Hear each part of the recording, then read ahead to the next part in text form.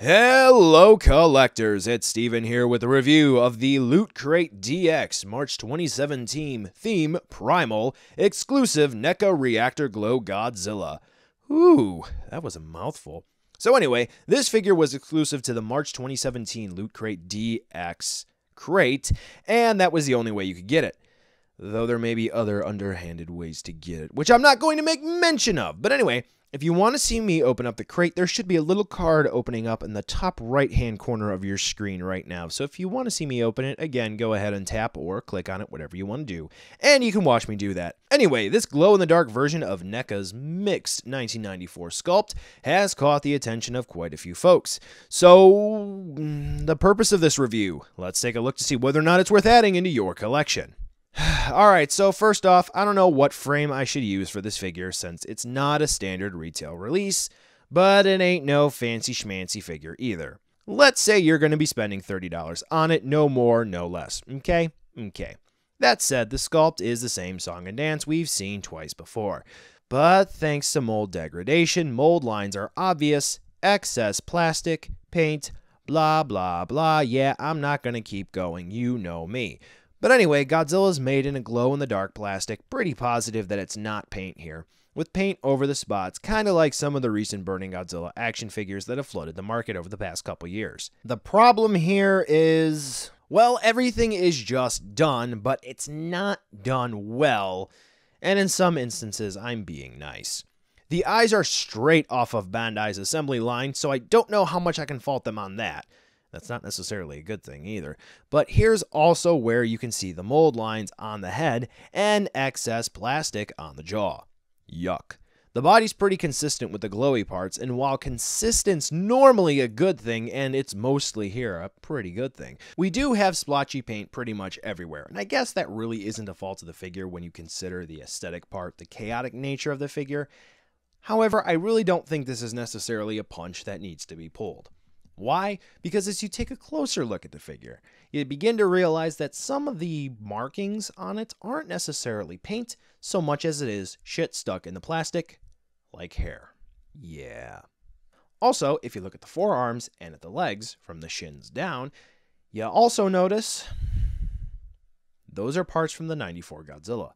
Well, no, duh, it's the same sculpt. However, it's the same blue. This is a 94 Godzilla, which is odd because they could have gone with the white to match the dorsal plates on the back on the tail. Why would they do this? But anyway, looking at the dorsal plates. So, they're painted but not necessarily well. Like the main body of the figure, the dorsal plates are made in translucent green plastic with some black paint towards the center of the plates themselves. Now, some black paint has managed to get on the translucent green parts, though when you're farther away, it doesn't really stand out too much. As it continues on down to the tail, there is a blending of the white and the green, which is similar to a Burning Godzilla effect, which I think is a very nice throwback to that. And then as we continue on to the tail, we go on to a full white color, which is true to Burning Godzilla. So I do like this sort of blend, if you will, between the 94 Godzilla and full-on Burning Godzilla, and this maybe being an in-between stage. Now, let's take a look at what this figure was meant to do. Glow in the dark. Now, this sucker really glows when under light for a while, and then it still really glows when it's under light just briefly. You really can't fault it no matter what in this regard. Unfortunately though, it doesn't hold light for a long time, but it does it just well enough. Here are some close-up shots of it as best as I could get it anyway, because it's kinda hard to tell what you're focusing in on when all of the lights are off. All in all, looks-wise, it's not over-the-top, super awesome, amazing quality, but if you're gonna put him up on the shelf or in a specific display, he really does look cool. Most issues are only notable up close, but if you're looking for perfection, you won't have it here. Here's a side-by-side comparison with the original 1994 Godzilla from NECA, even though the Burning Godzilla would be the better comparison here. But I don't have it. Why don't I have it? No interest. Just don't have it. No reason. Another sentence to fill in the audioless void so no one clicks away and it holds your attention. Alright, so the articulation, what are we dealing with here? It is the same song and dance we've seen before. We have the jaw opens and closes. I believe this is a hinge, though it might be a ball joint. It wiggles a little bit, but I don't know if it's supposed to do that. We have the head. It attaches into the neck on a ball joint. You can get Godzilla to look around a little bit up and down, but I do need to show you something about that because heads like to pop off, and that's not a good thing. Neck attaches into the body on a ball joint, so you can get Godzilla to look around a little bit more, which is pretty cool. We have the shoulders, ball joints. However, this one on mine likes to pop off. Don't make a liar out of me. Okay, I did fix it. I did heat it up and pushed it back on, so this way the socket would form better around the ball. So yeah, hopefully that sticks. We have swivel hinge for the bicep. So this way we have the normal swivel, but hopefully you'll be able to see it here because of the color of the plastic. Yeah, there's an actual hinge there. Same thing for the elbows. We have swivel hinge elbows, and also nice paint drip there. Yeah. Ball jointed wrists with hinge fingers. So that's an odd choice, but cool nevertheless. So pretty nice movement in the arms. Just about the basics you would need, but still the basics go a long way. We have a ball joint here, double ball joint, barbell style. So this way you can get Godzilla to lean forward, back a little bit, and twist and turn as needed. Not much else to say there. The hips, we do have ball joints. Mine were really stuck. I had to heat them up, and then after I heated them up, they got really loose. Do they go out to the side? Not very much so. But they do spin around all the way. Yeah. Swivel hinge knees. But be careful. Yeah, never do that with a NECA figure. Okay. Ball jointed ankles. So you can spin them around and get a little bit of an ankle rocker movement.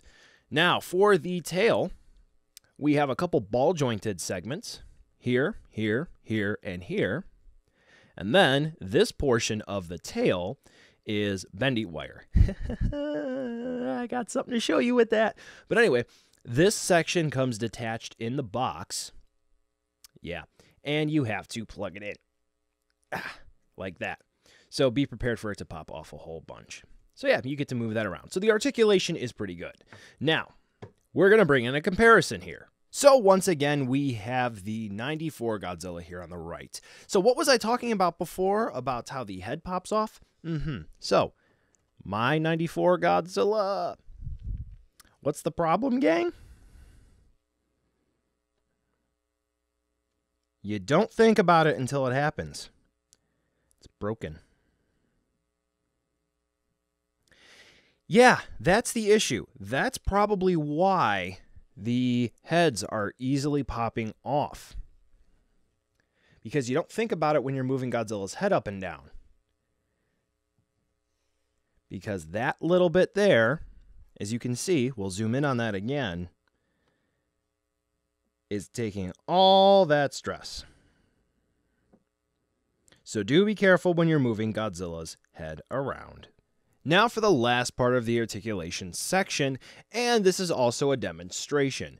I've been asked a lot, what does a broken bendy wire tail look like? Well, there are two different ways to identify it. One is obviously the bendy wire is actually poking through the plastic. The other one, it's actually in how the bendy wire tail moves. Now, the broken bendy wire tail actually does make some sound on occasion. So hopefully my microphone, which is about a foot and a half away from the tails, hopefully it'll make the noise. But anyway, this tail is from my original 1994 Godzilla. So let's look at the movement. Pretty straightforward, relatively fluid, doesn't really spin around. Pretty good, yeah? No real problems. I like it. All right, reactor glow. Let's see if it snaps. So you can kind of see there's a little bit of resistance there.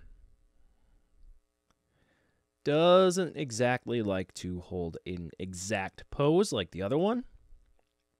And here is the sign.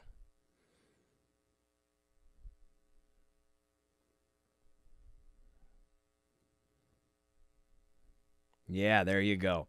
you can see that the bendy wire about right here has snapped.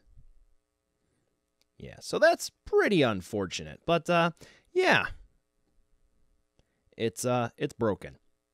So anyway, that is the last bit of articulation for this big lug here.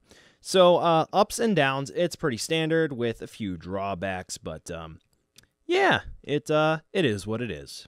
And your size comparison, because for some reason there are maybe 5 people out there who don't know how big a 6-inch scale Godzilla action figure is by this point in their lifetime.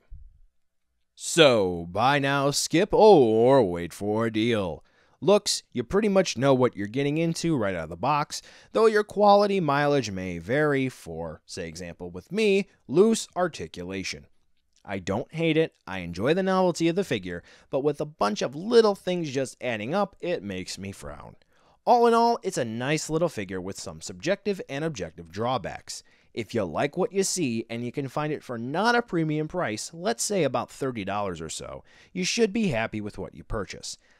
I really think this is an area NECA should hone in on and should make more figures like this. I'm not saying they should abandon their as close to realistic as possible Godzilla figures, but Bandai is not focusing in on this market, and if NECA can swoop in and supply more of these figures, they're going to get a lot of sales. Well, that's it for this video. Thanks for watching, and be sure to like, subscribe, and drop a comment down below to share your thoughts. If you're interested in picking this figure up or others like it, check the description for some cool links to take you where you need to go. Why don't you watch some more videos? Click the annotations on the screen now for more great content. Thanks again, and I'll catch you in the next video.